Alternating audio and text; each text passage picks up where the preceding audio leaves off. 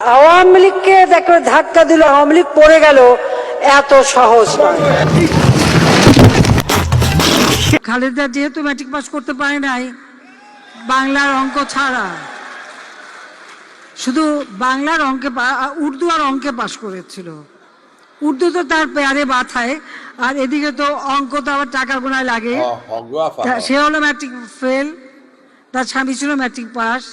ছেলে যে কি পাস তা এখনো কেউ বোধহয় বলতে পারে না।